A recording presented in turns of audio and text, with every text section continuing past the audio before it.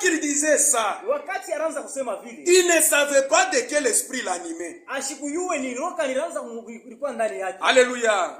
Parce que quand tu dis de construire 3 tentes, Kama unasema kuyenga mahema 3, c'est comme si tu veux amener encore une doctrine là de la Trinité là-bas. ni kusema unapia kuleta mafundisho yasa ya Mungu mtatu pa ile fwa. Alléluia. Amen. Maintenant, pendant qu'il parlait, Wakati anaanza kusema, ils ont vu une nuée les couvrir. wanaona liwingu moja inakuwa kubafinika. Et de cette nuée est sortie la parole. Na mule ndani ya ile liwingu mnatoka sauti. Qu'est-ce que la parole disait? Na sauti ilisema nini? Non pas ceux-ci, ceux qui sont ici, non.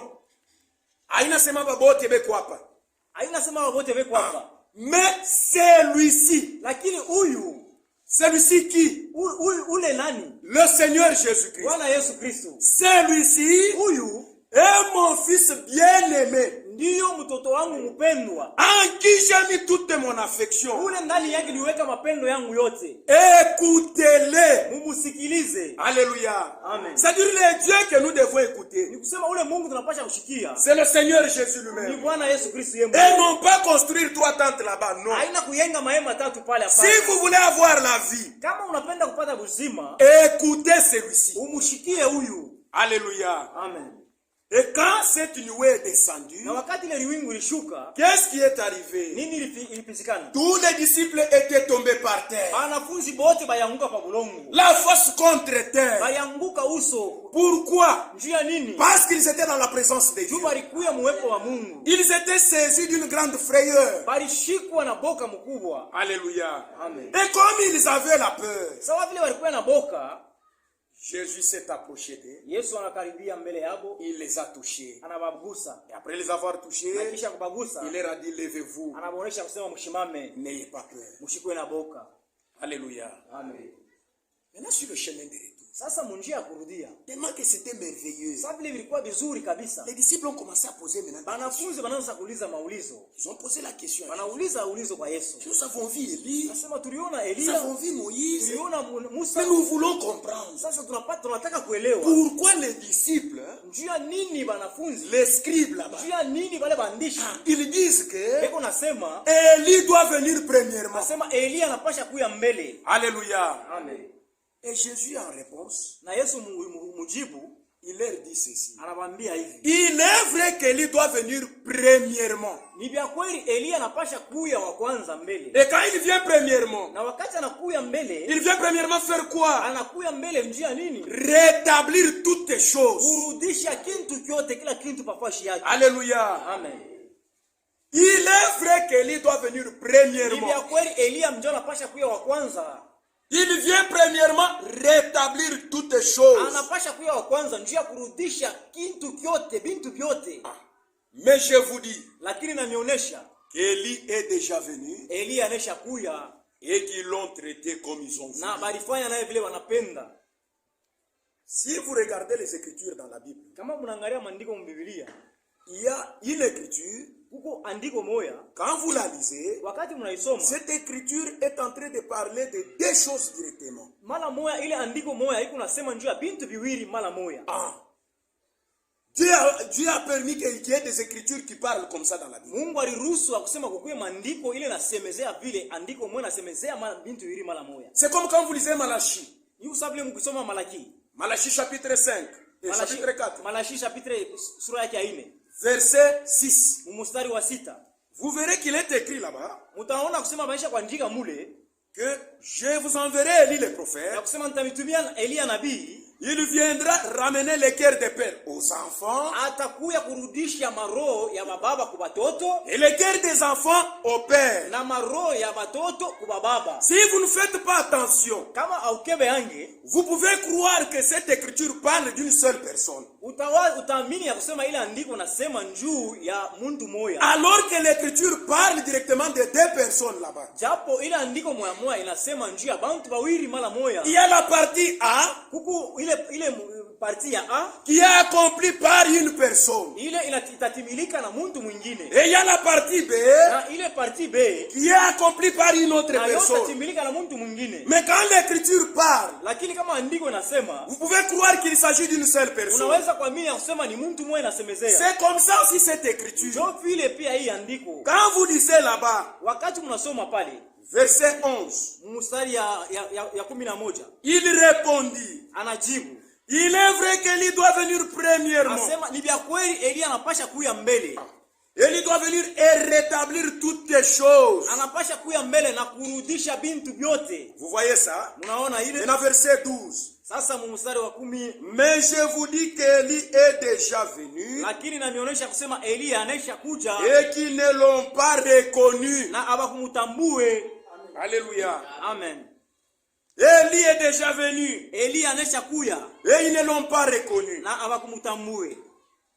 Nous avons dit que notre sujet, Tulionyesha kusema kishina yetu c'est une question. ni ulizo. Pourquoi les scribes disent-ils qu'Élie doit venir? Jia nini maandishi beko nasema kusema Elia anapasha kuya mbele? Si nous revenons dans le message, Kama tunarudia mujumbe 5e saut, muri ya 5, à partir de paragraphe 316, kuanzia pale pa paragrafu yake ya 316, le prophète est en train de nous montrer ceci. nabii kunatuonesha hivi Que cet esprit d'Élie ya kusema ile roho ya Elia devait venir sur la terre 5 fois. ilipasha kuya pa dunia mara 5. Alléluia. Et quand cet esprit d'Élie vient sur la terre 5 fois, Na kama ile roho ya Elia inakuya pa dunia mara 5, il vient accomplir le travail pour lequel Dieu l'a envoyé. inakuya kutimiliza kazi ile Mungu aliitumia. On peut essayer de lire ça. Tunaweza kupima kuisoma. Nous sommes dans le 5e saut. Tuko muri wa 5. On commence à partir de 316. Tunaanza pa paragrafu yake ya 316. Écoutez ce que dit la Bible. Mshikie vile, C'est ce que dit le message. mshikie ile vile ujumbe nasema. Maintenant, Sasa ne confondez pas. mshaanze kuvurukwa. Avant que nous passions à autre chose, Kabla tupate kupita kwa vitu vingine, ne confondez pas le ministère d'Élie. mshaanze kuvuruka ile huduma ya Elia. La 5e fois, Mara 5 son ministère. ile utumishi wake. La 4e fois, Mara 4 je voulais répéter. ninataka kurudilia hapo. L'église des nations Kanisa ya kumataifa s'attend à la venue d'Élie.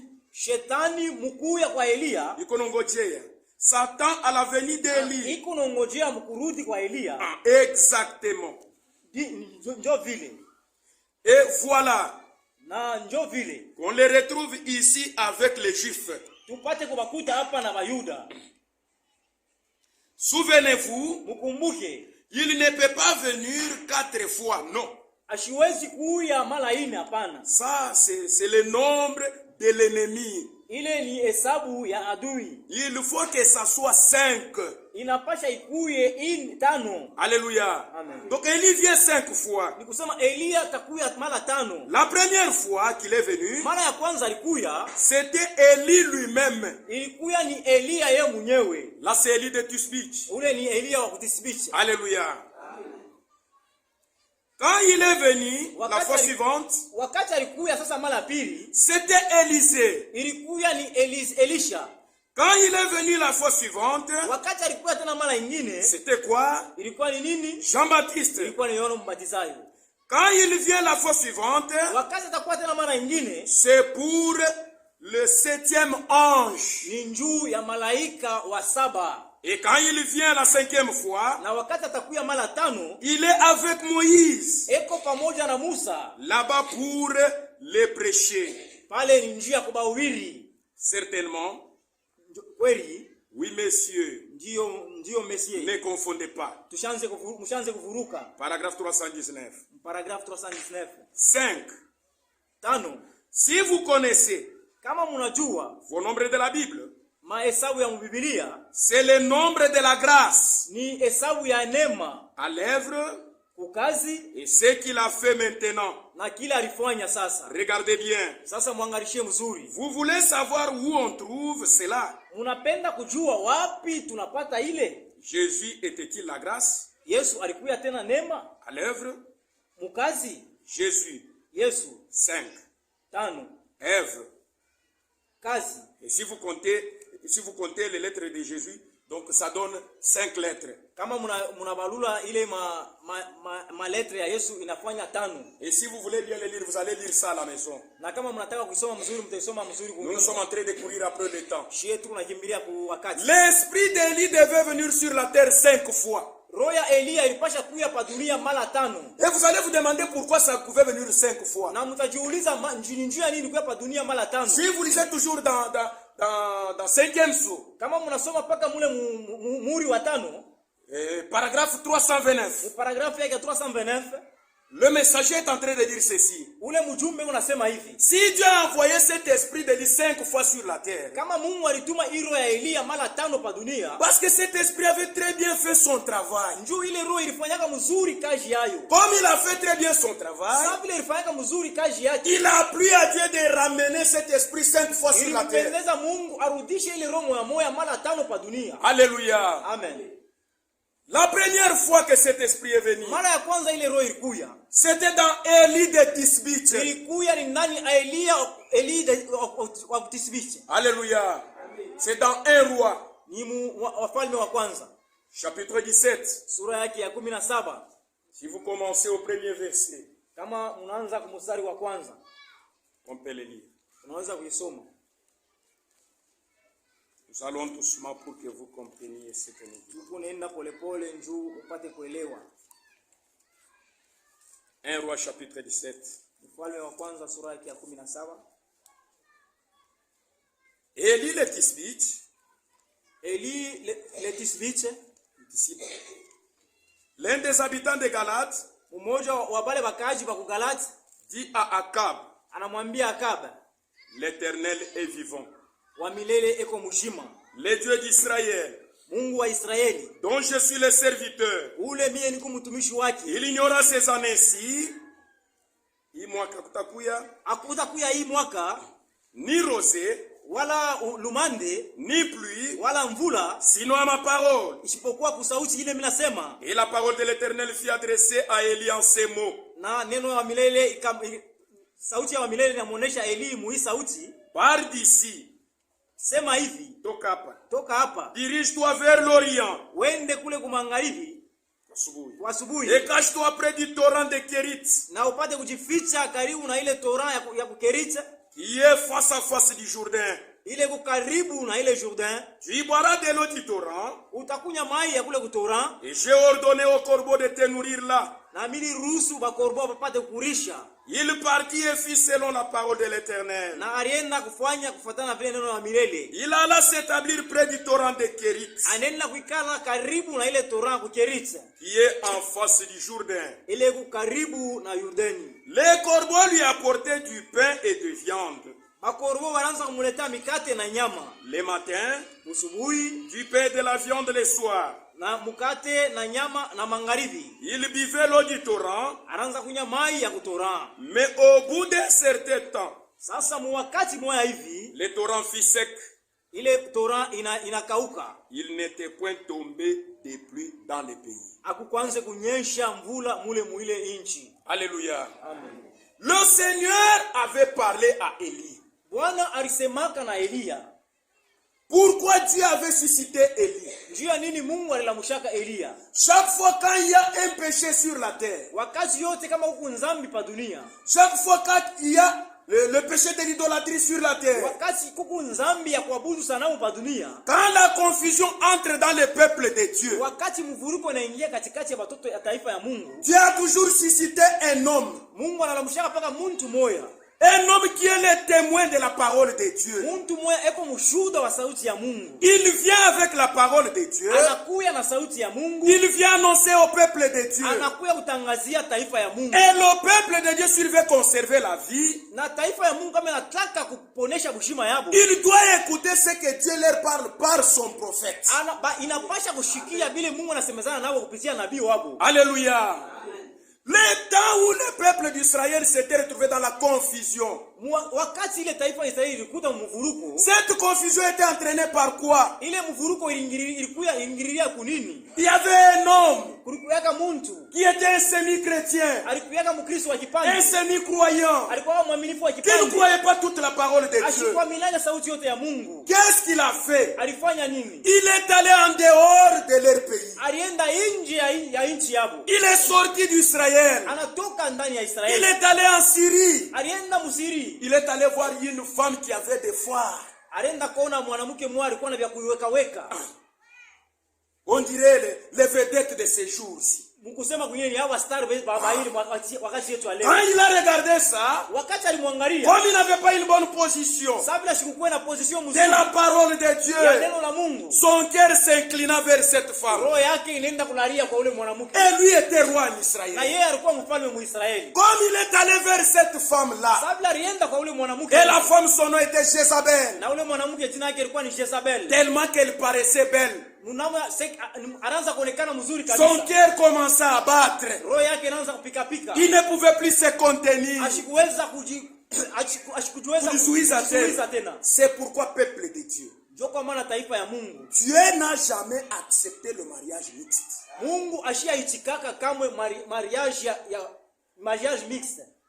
Est-ce que vous entendez ça? Eti mnashikia hivi? Ne sortez jamais des limites de la parole de Dieu. Mushitoke kamwe muma mipaka ya sauti ya Mungu. Hata kama unasikia unaanza kulungula, Même si tu sens que tu commences à briller, cherche parmi les enfants de Dieu. tafuta katikati ya watoto ya Mungu. Tu vas trouver une fille de Dieu qui est née de nouveau là-bas. Utakuta mtoto wa Mungu kuzalika mara ya Si pili. toi tu trouves que tu es rusé Wewe kama unaangalia kusema unakuya mjanja, et tu sors du camp de la parole de Dieu, unatoka mule mkambi ya sauti ya Mungu. tu vas maintenant chercher ailleurs. Sasa unaenda kutafuta kwa shingine. Attends-toi à ce que ça va te rattraper.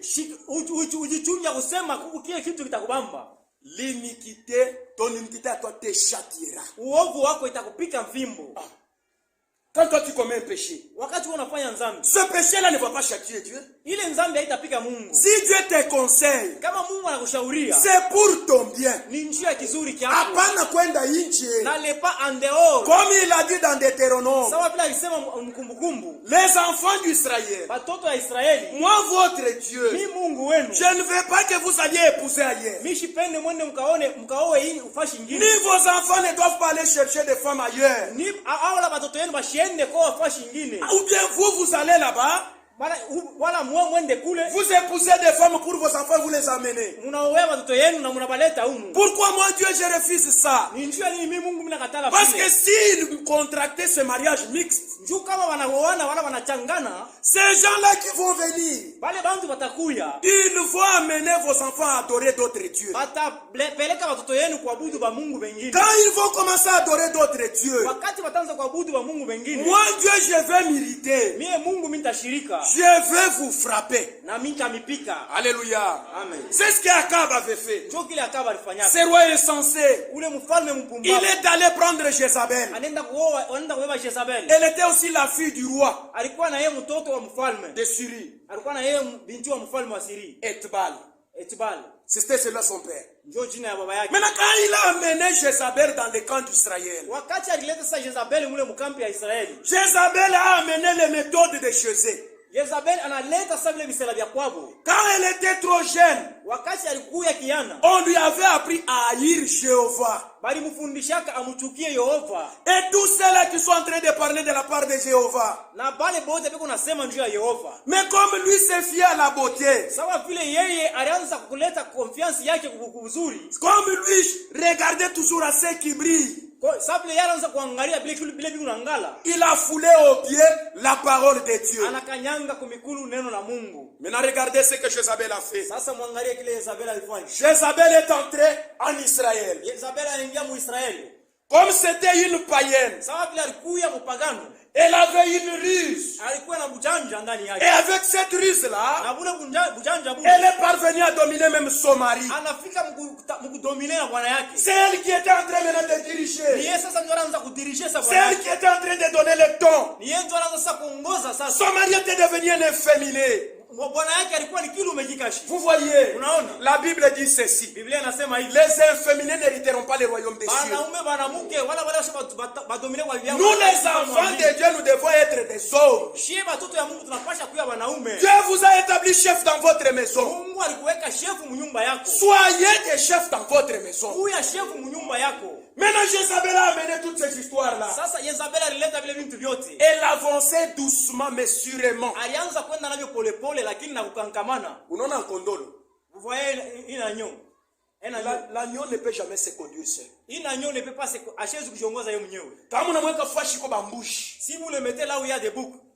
Bambushi bataanza kumkokota tena vile bataenda kumpeleka mu abattoir banamchinja.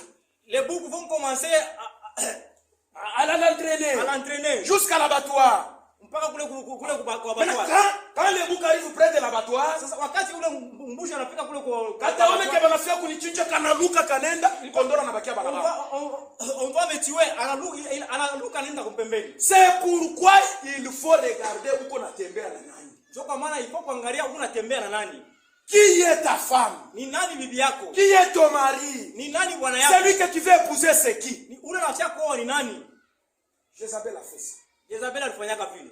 Maintenant, petit à petit, sasa pole pole, elle a amené l'adoration de Dieu Baal. Analeta sasa mabudu ya ule Mungu Baal mule muisraeli. Le Dieu de ses pères là-bas en Syrie. Mungu baba yake mule kule kusiri. Elle a amené l'adoration de Dieu d'Astarté en Israël. Analeta ile mabudu ya bale ba Mungu ba Astarté muisraeli. Et quand ils ont commencé à faire ça, na wakati anaanza kufanya vile, la colère de Dieu s'est enflammée. Kasirani ya Mungu kanalamuka. C'est alors qu'il a appelé Élie.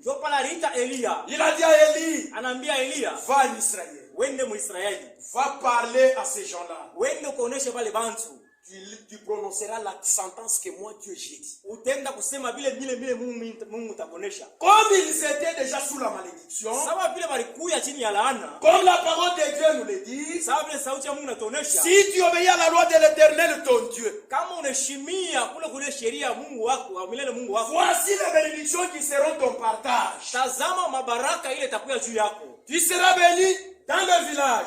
Utabarikiwa mule mumuji utakuya. Tu seras béni dans le champ. Utabarikiwa mashamba yako. Tu seras béni en allant. Utabarikiwa mkwenda. Et tu seras béni au retour. Na utabarikiwa tena mkurudi. Je bénirai les gros et les menus bétail que tu as. Mimi nitabariki bale banyamu kunabo banene na baloko wala kunabo. Mais si tu commences à commettre les péchés, lakini kama unaanza kufanya dhambi, voici les malheurs qui vont te poursuivre. Tazama malana ile takubamba. Quand ils avaient commis ces péchés là, wakati walifanya ile dhambi, ça n'était trop. Ilikuwa munene. Pour Akab, il avait déjà commis le premier forfait. Alikuwa deja kufanya kosa ya kwanza. De sortir d'Israël, ya kutoka muisraeli, aller contracter le mariage mixte. Na kwenda kuoa ule mwanamke wa nje. C'était déjà un péché. Ilikuwa deja ni dhambi. Mais il ne s'est pas suffi là-bas. Lakini haikuishie pale. Il a voulu continuer à commettre encore d'autres péchés. Sasa alianza kuendelea kufanya tena makosa Il a permis même sa femme Jézabel, anaruhusu tena bibi yake Jezabel, qu'il puisse amener d'autres dieux en Israël. Alete ba Mungu wengine mule muisraeli. Ils ont commencé à adorer d'autres dieux. Wanaanza kuabudu ba Mungu wengine. Et Jézabel a pris maintenant des décisions. Sasa Jezabel alibeba sa mipango. Qu'est-ce qu'elle a commencé à faire? Nini anaanza kufanya? Elle a dit pour que je puisse bien régner. Anasema njoo nipate kutawala mzuri pa ifashi. Faute de la loi, faute des prophètes. Njoo ya banabii, kama banabii abanako, sheria itapotea. Si les prophètes ne sont pas là, la loi va périr. Parce que ce qui était en train de conduire les enfants d'Israël, c'était la loi de l'Éternel. Et cette loi de l'Éternel, c'était les prophètes qui étaient en train de prononcer ce que Dieu dit. Et les prêtres qui se tenaient là-bas pour garder la parole de Dieu. Maintenant, Jézabel a fait ceci. Il a demandé au peuple d'Israël qui était là. Nous devons commencer à égorger tous les prêtres de Jéhovah. Et on les a tous tués en Israël. Comme ils étaient tous perdus, la véritable adoration de Dieu a disparu. Mais malgré que tout le monde était parti, dans le camp d'Israël, il y avait quelqu'un quand même qui était à côté de Dakar.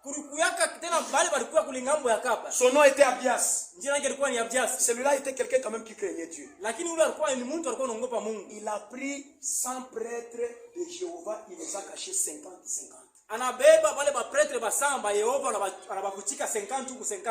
Et il y avait aussi Élie qui était quelque part là-bas. Comme ils croyaient que c'était déjà fini, qu'est-ce qui est arrivé? C'est alors que Dieu a envoyé maintenant Élie. Élie est venu dans la période où tout était devenu déjà compliqué. Quand il arrive, il dit ainsi dit le Seigneur. Comme vous n'avez pas écouté ma parole, comme vous n'avez pas respecté mes lois, à partir de ces années-ci, il n'y aura ni pluie, il n'y aura ni rosée. Seulement 6 mois Élie, je viens encore parler. Alléluia. Amen. Les peuples d'Israël, ils vivent de l'élevage et de l'agriculture. Quand ils n'ont pas ces histoires-là, c'est la mort. Maintenant, l'élevage est assuré par la pluie. Quand il plaît, mayani kunaota, les herbes poussent, et les menhirs et les gros bétails sont en train de brouiller. Ils conservent la bonne santé. Alléluia. Quand il plaît, dans les champs, les semences que vous avez semées, ça pousse, ça va grandir.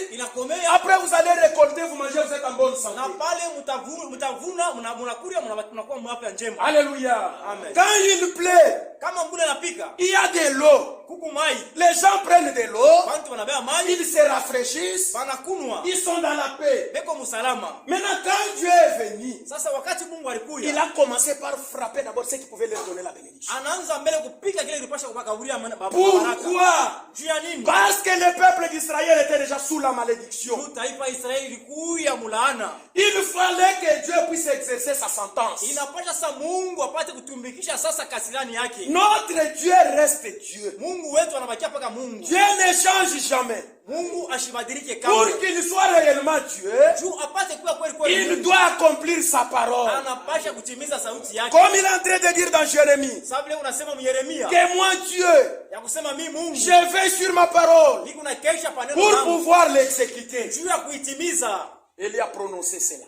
Et Dieu lui a dit, va te cacher près du torrent de Kérit. Là où toi tu vas aller, moi Dieu, je vais ordonner. Ah, ça c'est bien. Notre Dieu ordonne toujours. Il dit la chose et la chose arrive. Même la chose qui est impossible. Quand Dieu dit quelque chose, cette chose-là doit certainement s'accomplir. Alléluia. Et il est allé au torrent de Kérit. Le matin, Dieu a envoyé la viande et le pain qui était bien préparé. C'était préparé dans quel four? On ne sait pas. Et Élie était en train de délecter ses mains succulentes. Il mangeait et il buvait l'eau des torrents. Alléluia. Amen. Et c'est comme ça qu'Élie était nourri là-bas. Pendant cette période-là, Jézabel a demandé aux gens de chercher Élie partout où on pouvait le trouver. Ils ont cherché, ils ne l'ont pas trouvé. Pendant 3 ans, il était caché là-bas. Après que Dieu l'ait envoyé encore chez la veuve de Sarepta. Notre problème n'est pas de la veuve de Sarepta. Nous sommes en train d'aller au bi. Maintenant, quand le peuple est resté, il ne savait plus reconnaître qui était le Dieu véritable. Il y avait une confusion dans les camps des enfants d'Israël. Et c'est pendant la période de confusion que Dieu a toujours suscité une personne Mungu analamushaka sasa muntu. Et cette personne a comme mission. Na ule muntu anakalaka na kazi. Quelle mission? Na ni kazi kani? De ramener le peuple à la véritable adoration. Kurudisha taifa kumabudu ya kweli. C'était ça le travail que l'esprit d'Élie devait faire. Ilikuwa ile njoo ile kazi eroya ile alipasha kufanya. Vous voyez ça? Unaona? Quand Élie est resté avec la veuve de Sarepta, wakati Elia alibakia na ule mjane wa Sarepta, Dieu est venu, il a dit à Élie, Mungu alikuwa anamuonesha Elia, va, wende, va rencontrer Akab. Wende sasa ukakutanishane na Akab. Et il est venu, anaenda, il a trouvé Akab. Anamkuta Akab. Quand il a trouvé Akab, wakati anamkuta Akab, Akab l'a regardé, Akab anamwangalia, il dit, ah, Élie. Anasema, ah, Élie, c'est toi qui troubles le peuple d'Israël. wewe ndio unavuruka taifa la Israeli. Élie dit non. Elia anasema hapana. Moi je trouble le peuple d'Israël. Mimi sivuruka taifa la C'est Israeli. lui qui trouble le peuple d'Israël. Ule unavuruka taifa la Mais Israeli. c'est toi et ta femme Jézabel. Wewe na bibi yako Isabel. Vous êtes allés chercher d'autres dieux. Murienda kutafuta ba miungu wengine. Vous avez amené ces dieux-là en Israël. Unaleta wale ba mungu mu Maintenant les enfants d'Israël ont commencé à adorer d'autres dieux. Sasa watu wa Israeli wanaanza kuabudu ba mungu. C'est pourquoi l'Éternel s'est fâché. Ndio pale wa milele na shirika. Et il vous a frappé pour ça. Na anamipika njoo hiyo. Comment tu veux dire que c'est moi qui trouble les enfants le peuple d'Israël? Namna gani unaweza kusema ni mimi navuruka taifa la Israeli? Maintenant écoute-moi. Sasa unishikie. Je vais te dire une chose. Nitakuonesha kitu kimoja. Va. Wende. Demande à tous ces prophètes-là 850. Wende ukaonesha wale manabii wale 850. Les 450 prophètes de Baal. Wale ba 450 prophètes ba Baal. Et 400 prophètes d'Atarté. Na 400 wengine ba Tarté. Tu vas leur dire ceci. Utabonesha hivi. Qu'ils se rassemblent. Bajikusanye. Ils seront 850. Moi je serai seul pour l'Éternel. Batakuya boba 850 lakini mimi nitakuya mimi moya juu ya milele. Nous allons avec eux à la montagne du Carmel. Tutenda nabo pamoja kule kumulima ya Carmel. Et ils vont prendre un taureau. Na batabeba kondo moya, ngombe moya. Et moi je vais prendre aussi un autre taureau. Na mimi nitabeba ngombe moya. Ils vont couper leur taureau. Batakata ngombe wabo. Ils vont les placer. Batamuweka pale. Sur l'autel. Pa mazabao. Comme ça ils vont demander. Sasa batalomba. Nous voulons maintenant connaître aujourd'hui. Tunapenda sasa kuyua Qui leo. est celui qui est en train de troubler les enfants Ni d'Israël? nani eko na kurupa taifa Qui Israeli? est celui qui nous attire les malheurs parmi nous? Ni nani ule anatukokotea ole katikati yetu? Le Dieu qui va répondre par le feu. Ule Mungu atajibu kupitia moto. Et c'est celui-là qui est le Dieu véritable. Ndio ule utawasa ni Mungu wa Mais kweli. Néhémie va dire à ces prophètes-là, Sasa wote kawaambie pale wanabii. à ces prêtres-là qui mangent à la table de Jézabel, Pale waprete wao nakulia kumeza ya Israeli. ukaambia bakwe tupatane nabo kumulima. Tu leur dis qu'il vient qu'on se rencontre à la montagne. Alléluia. Un roi. Mfalme wa kwanza. Chapitre 18. Sura yake ya 18.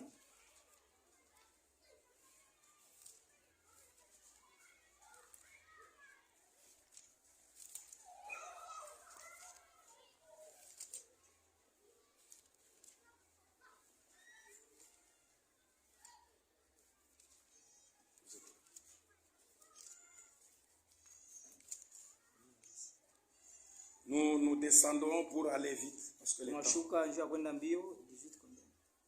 18, on commence ma partie de 19. Tuanzie mstari wa 19. Écoutez ce que Dieu dit. Mshikie vile Elia anasema. Fais maintenant rassembler tout Israël auprès de toi.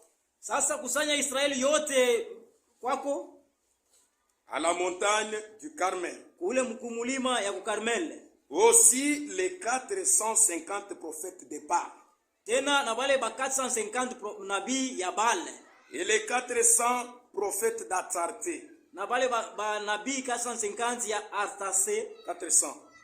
400. Ok. Qui mangent à la table de Jézabel. Bale beko na kuria kule kumeza ya Jezabel. Akab envoya les messagers vers tous les enfants d'Israël. Akab anatuma bajumbe kule ku taifa Israeli. Et il rassembla les prophètes à la montagne du Carmel. Na anakusanya banabii kule kumulima ya Carmel. Alors Élie s'approcha de tout le peuple et dit. Sasa Elia anakaribia taifa yote na kusema, jusqu'à quand clocherez-vous des deux côtés? Mpaka wakati gani mtakuya ngambo na ngambo?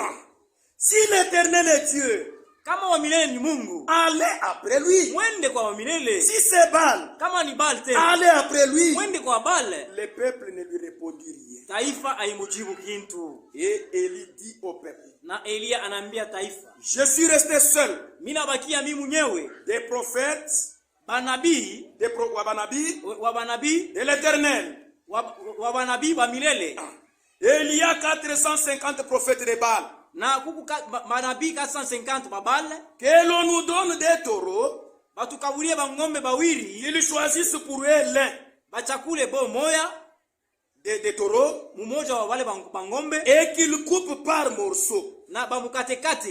Et qu'ils les placent sur les bois sans y mettre de feu. Na bamweke pale pa manguni bila kuweka hapo moto. Moi je prendrai l'autre taureau. Na mimi nitabeba ngombe mwingine. Je les placerai sur les bois. Na mimi nitamweka pale pa manguni sans y mettre le feu. Bila kuweka hapo moto. Puis kisha invoquez le nom de votre Dieu. Mwite jina ya Mungu wenu. Et moi na mie j'invoquerai le nom de l'Éternel. Mintaita njina ya milele. Le Dieu qui répondra par le feu. Ule Mungu atajibu kupitia moto. C'est celui-là qui sera le Dieu. Ndio ule atakuya Mungu wa kweli. Et tout le peuple répondit. Na taifa yote najibu. En disant kusema c'est bien. Ni mzuri. Alléluia. Amen. Élie dit au prophète de Baal. Eli anaambia ba prophète ya Baal. Choisissez-vous.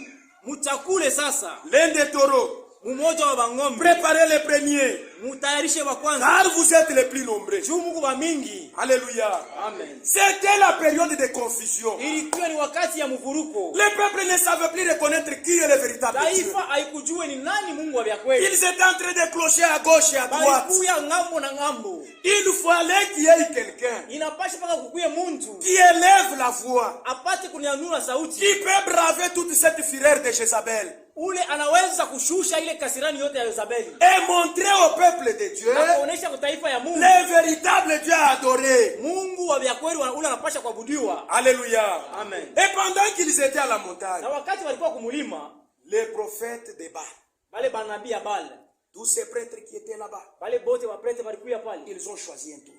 Bana chakula ngombe moya. Ils ont préparé l'autel.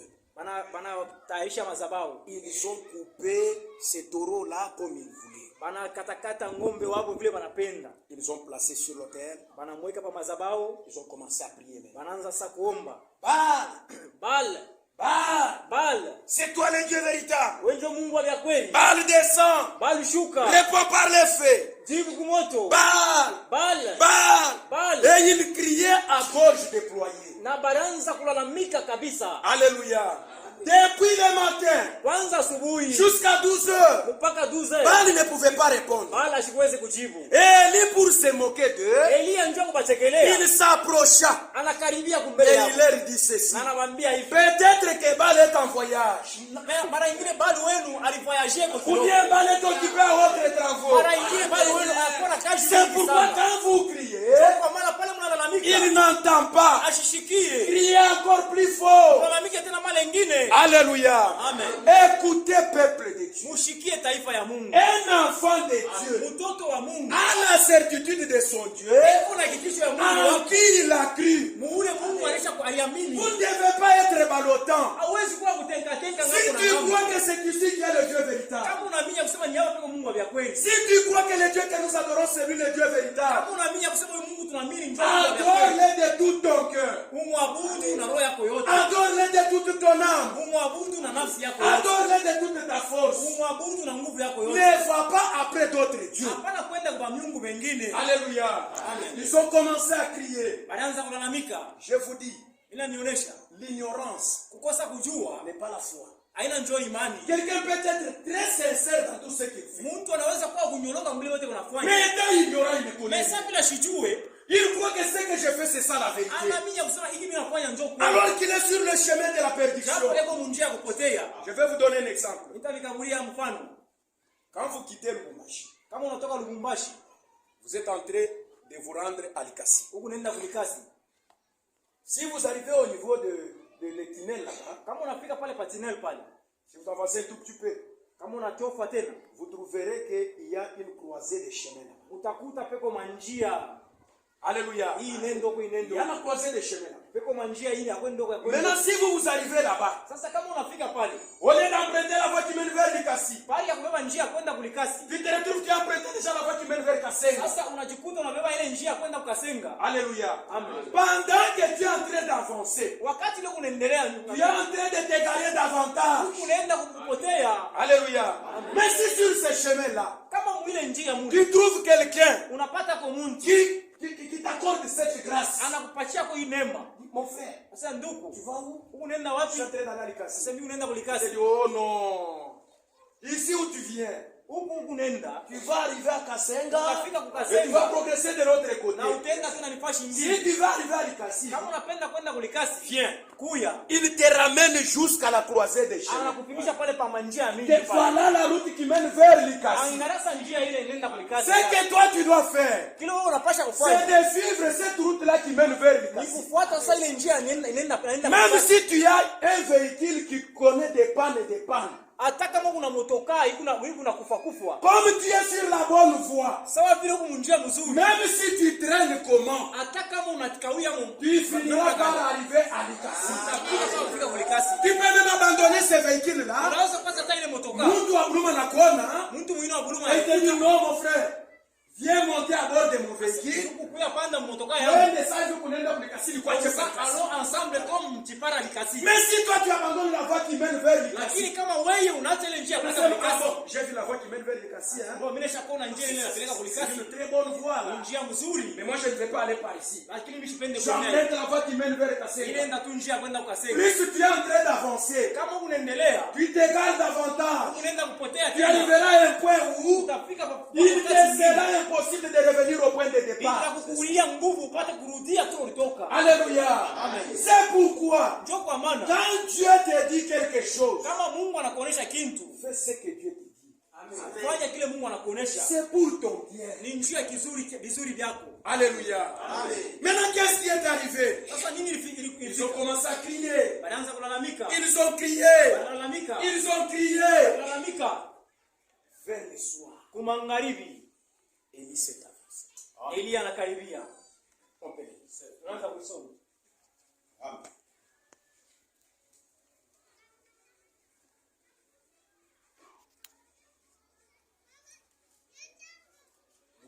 Nous sommes dans 1 Roi 18. Mfalme wa kwanza sura yake ya 18. Commençons à partir du verset 30. Tuanzie kwa mstari wa 33. Élie dit alors à tous les peuples. Elia anasema sasa utaifa yote. Il dit quoi? Anasema nini? Approchez-vous de moi. Asema munikaribie mimi. Pourquoi s'approcher de lui? Njia nini kumkaribia? C'est pour que tout le monde puisse bien voir. Ni njia kusema bantu wote wapate kuona mzuri. Kushikwe mtu wa kusema, moi j'étais loin, je n'avais pas vu. Kushikwe mtu wa kusema mimi nilikuwa mbali sikuone. Alléluia. Approchez-vous de moi. Munikaribie mimi. Tout le peuple s'approcha de lui. Taifa yote inamkaribia yeye. Élie rétablit l'autel. Elia anarudisha mazabao de l'Éternel ya wa milele qui avait été renversé. Ile ilikuwa isha kupomolewa. Alléluia. Amen. Qu'est-ce qu'Élie a fait? La première des choses, kitu kani Elia anafanya cha kwanza, il a rétabli l'autel. Anarudisha mazabao. Qu'est-ce qu'il a fait? Anafanya nini? Il a pris les 12 pierres. Anabeba majiwe 12.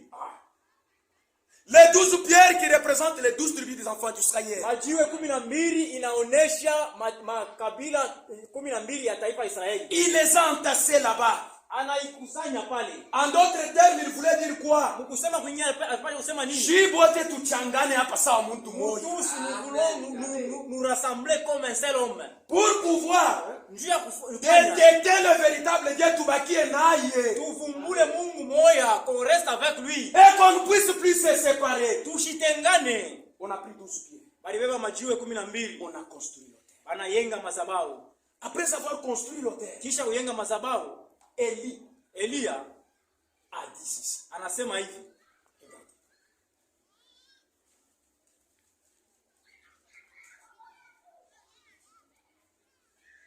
Il prit 12 pierres. Anabeba majiwe 12. D'après le nombre des tribus des fils de Jacob. Kufuatana na ile bwingi wa makabila ya watoto wa Israeli. Auquel l'Éternel avait dit, ile wa milele alisemaka, Éternel sera ton nom. Wa milele atakuya njina yako.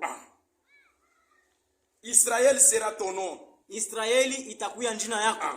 Et il bâtit avec ses pierres, na anajenga na ile majiwe, l'autel au nom de l'Éternel. Anajenga mazabao munjina ya wa milele. Il fit autour de l'autel anafanya sasa kule kando kando ya ile madhabahu un fossé de capacité de 2 mesures de semences. Njimu ya bulefu ya meziri mbili ya kupanda mbegu. Donc mfereji autour de cet hôtel là. Kando kando ya ile madhabahu. Il arrangea les bois, anatengeneza mankuni, les taureaux, na ngombe, il les coupa par morceaux, anaikatakata et les plaça sur les bois. Na anaiweka pale pa mankuni. Kitu ya kwanza anafanya, la première des choses il a fait, il a rétabli l'autel. Anarudisha madhabahu. Et pour rétablir l'autel, na njia kurudisha madhabahu, il fallait prendre les 12 pierres des enfants d'Israël. Inapasha kubeba ile majiwe 12 ya watoto wa Israeli. Et il a construit l'autel. Anayenga madhabahu. C'est pour que tous les enfants d'Israël puissent être tous unis comme un seul homme. Qu'ils reviennent à ce que leur Dieu leur avait dit. Dieu leur avait dit quoi?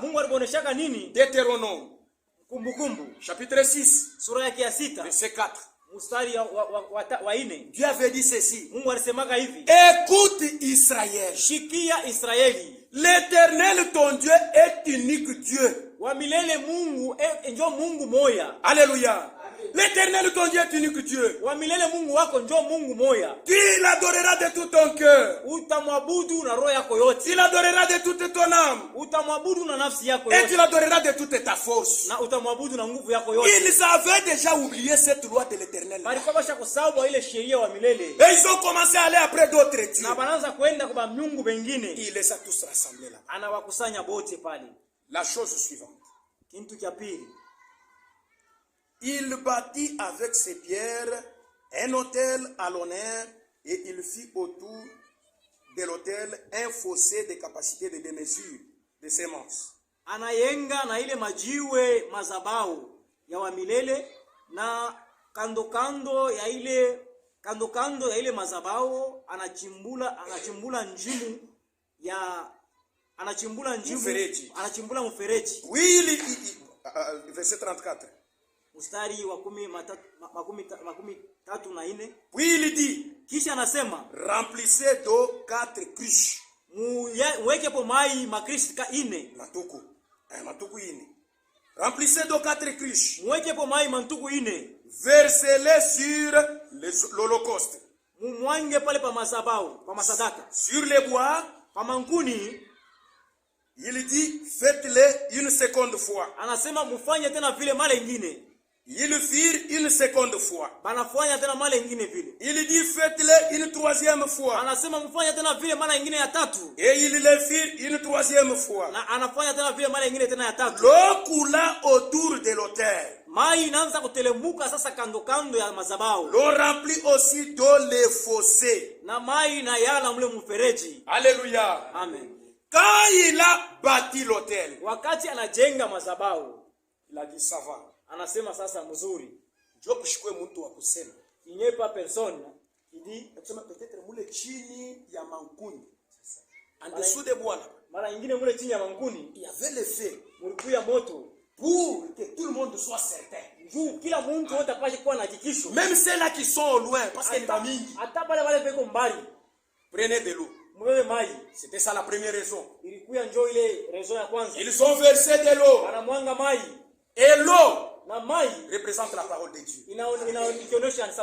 Alléluia. Ils ont versé la première fois. C'était quoi? La justification. Ils ont pris de l'eau. Ils ont versé la deuxième fois. C'était quoi? La sanctification. Ils ont pris de l'eau. Ils ont versé la troisième fois. Dieu est parfait en 3. Et maintenant, là où était l'holocauste et l'autel, c'était rempli de l'eau. C'est-à-dire, l'holocauste et tout ce qu'ils avaient fait, tout ça était maintenant dans la parole de Dieu. Vous voyez mes frères, Unaona banduku? Quand vous croyez à la parole de Dieu, Wakati unaamini neno la Mungu, ajoutez la parole weka hapo neno à la parole. kuneno. Ajoutez la parole Ongeza neno à la parole. kuneno. Plus vous êtes en train d'ajouter la parole, Kisha unaongeza kuneno. plus vous ajoutez la parole, Kisha unaongeza il kuneno. va arriver à un certain moment Utafika pakwashi que moja hivi. cette parole sera pleine. Ile neno itakuya. Elle va exploser. Et Itafunguka. ça sera le feu. Na itakuya ni moto. Vous allez être baptisés de feu. Utabatizwa na moto. Alléluia. Et il s'est avancé. Elia alikaribia. La chose suivante, Na kitu kingine. il a commencé à présenter Dieu. Anaanza sasa kumuonesha Mungu. Alléluia. Amen. Notre Dieu. Mungu wetu. Ana Mungu wa Kimbangu. Ashina Mungu wa Kimbangu. Ce n'est pas le Dieu de Kadima. Haina Mungu wa Kadima. Non, ce n'est pas le Dieu de Mkunkubila ou de tous ces gens-là. Non. Haina Mungu wa Mkunkubila wala wa bantu wengine. Quand Dieu veut lui-même se présenter, Kama Mungu yeye anataka il kujitambulisha. se présente comme il veut. Anajitambulisha vile yeye Kama anapenda. anaanza kulitapa, Kama anaanza kulitapa, il dit ceci. eko nasema hivi. Moi, Mie, je suis le Dieu d'Abraham. niko Mungu wa Abrahamu. Moi, Mie, je suis le Dieu d'Isaac. niko Mungu wa Isaka. Moi, je suis le Dieu de Jacob. Niko Mungu wa Yakobo. C'est comme ça que Dieu se présente. Sio vile Mungu wetu Maintenant, anaitwa. Élie s'est avancé. Sasa Elia Il a anakaribia. commencé à présenter Dieu. Anaanza sasa kumutambulisha Mungu. Écoutez comment il commence la prière. Dieu d'Abraham, Mungu wa Abrahamu, Dieu d'Isaac Mungu wa et Isaka, le Dieu de Jacob. na Mungu wa Yakobo. En d'autres termes, Kusema kwingine, ici il n'y a pas le Dieu de Baal. hapa hapana Mungu wa Bala. Le Dieu que nous connaissons, Ule Mungu sisi tunajua. que j'adore, Ule Mungu mimi nabudu. qui est le Dieu véritable, Ule kwa Mungu wa c'est le kweli. Dieu d'Abraham, Mungu wa Abrahamu, le Dieu d'Isaac Mungu wa Isaka, et le Dieu de Jacob. Mungu tena wa Tout Yakobo. le monde l'entendait. Bantu wote wanaanza Il kumshikia. n'y avait personne qui ne pouvait pas entendre ça. Hakuna hata mtu mmoja kuanza kushikia. Alléluia. Amen. Quand il a dit ça, Wakati alisemanga vile, il a dit que l'on sache aujourd'hui asema bajue leo, que c'est toi le Dieu d'Abraham, asema ni wewe ndio Mungu wa Abrahamu, le Dieu d'Isaac Mungu wa et Isaka, le Dieu de Jacob, na Mungu wa Yakobo. qui est le véritable Dieu. Ule kwa Mungu wa kweli. Alléluia. Amen. Ça c'est un. Ile ni kitu cha kwanza. La deuxième des choses, Kitu cha pili, que tous ces gens qui sont ici bantu wote bebe kwa hapa. soient convaincus Bahakikishwa que kusema malgré il y a beaucoup de prophètes ici, hata kama kuna nabii mingi, mais moi Élie, lakini mie Elia c'est moi ton serviteur, ni mie mtumishi wako, c'est moi ton prophète. ni mie nabii Il wako. n'y a pas d'autre ici. Hakuna mwingine. La troisième des choses, Kitu cha tatu, que tout celui qui est ici ule wote yuko hapa. sache aujourd'hui Ayue que leo. ce que j'ai fait ici, Asema hiki mimi nafanya tout hapa. ce que j'ai présenté aux enfants Hivi d'Israël, vyote mimi naonesha kwa je sababu l'ai fait selon ta parole. ila nifanya kufuatana na sauti yako. Alléluia. C'était clair. Ilikuwa wazi. Élie le dit. Elimu tisibiti. Avec cet esprit d'Élie là, Na ile roho ya Elia, nous avons dit que cet esprit devait revenir 5 fois. tulisema ile roho inapaswa kuja mara 5. C'est le même esprit. Ni roho ya Ah, moyo. il a un esprit mis. Ce ne sont pas des esprits. C'est le même esprit. Ni roho moja. Quand il s'est présenté, Wakati ilikuya, là-bas, wakati alionyesha pale, il a dit au peuple d'Israël aliambia taifa la Israeli que moi, ya kusema mimi je suis le prophète de Dieu. niko nabii wa Mungu. Alléluia. Amen. Quand il fallait qu'il vienne sur Élisée, Wakati pale alitafuta kuya tena ndani ya Elia. si vous voulez le lire, Kama mnataka uisoma, là, nous allons le lire, c'est toujours dans un roi. tutaisoma ni mpaka mfalme wa kwanza. Vous voyez, Unaona? je pense que c'est chapitre 19. Naona ni mstari wa 19. Dieu lui a dit ceci. Mungu alimuonesha hivi. Wende, Va, et tu vas wendre Élisée comme prophète à ta place. wende ukapakale Elisee mafuta Kama kama la paji yako. Et tu vas wendre Azaël comme roi en Syrie. Na utenda kupakala mafuta Azael Azael kama sababu mfalme kule Msiri. Et tu vas wendre Jéhu comme roi en Israël. Na utapaka mafuta Jei sababu mfalme wa Israeli. Cet esprit-là, quand il devait revenir sur Élisée, Ile roho ya moyo wakati ipasha kuhudhuria pa Elisha, il devait revenir étant toujours l'esprit des prophètes. ilipasha kuhudhuria mpaka sababu ile roho ya unabii. J'aime que cela vous pénètre. Mimi napenda hii ipate Ça ne kumingia. peut pas changer. Haiwezi kubadilika. Ça reste le même esprit. Inabakia roho. Quand il vient, Wakati c'est inakuja toujours l'esprit des prophètes. ni mpaka roho ya nabii. Alléluia. Amen. Quand il devait venir la troisième fois dans Jean-Baptiste, Wakati ilipasha kuja mara 3 ndani ya Yohana Mbatizaji. si vous lisez dans Luc, Kama unasoma Luka, chapitre 1, mstari wake wa les kwanza. temps là, presque, j'avance comme ça, vous allez le comprendre. Mwingine Chapitre 1, Verset 76. La Bible dit ceci. Et toi, petit enfant, tu seras appelé prophète du Très-Haut. Donc, quand il devait revenir sur Jean-Baptiste, c'était toujours l'esprit des prophètes. Alléluia. Dans ce même esprit, devait venir sur William Marion Branham. Dans Malachie 4, chapitre 5, verset 6. Et chapitre 4, verset 5 à 6. Verset 5 à 6. Verset 5 à 6. Verset 5 à 6. Mstari wa 5 na wa 6. Dieu est en train de nous le présenter comme ça. Voici, je vous enverrai Élie les prophètes. Alléluia. Élie est quoi nabi? C'est-à-dire tout celui qui est en train aujourd'hui d'adorer Branham comme Dieu. Amekwisha potea. Il est trompé doublement. Vous voyez, n'est-ce pas? Parce que l'esprit d'Élie a commencé là-bas. Quand il a commencé, c'était l'esprit des prophètes. Quand il est venu sur Élisée, c'était l'esprit des prophètes. Quand il est revenu sur Jean-Baptiste, c'était toujours l'esprit d'Élie, des prophètes. Mais comment ce même esprit, quand il vient maintenant sur William Marion Branham, l'esprit change, il devient Dieu. Vous voyez que c'est la folie. Il n'y a qu'une seule possibilité qui peut se faire. Il n'y a que Dieu qui peut devenir homme. Mais l'homme devenir Dieu, ça n'existe pas. Alléluia. Comment tu peux commencer en étant homme? Et dimanche, à un certain moment, tu deviens Dieu. Et il y a des gens qui sont pervertis. Qui voient des choses comme ça. Et réellement, celui-là, c'est un Dieu. Pour nous, le frère Branham, c'est notre bien-aimé.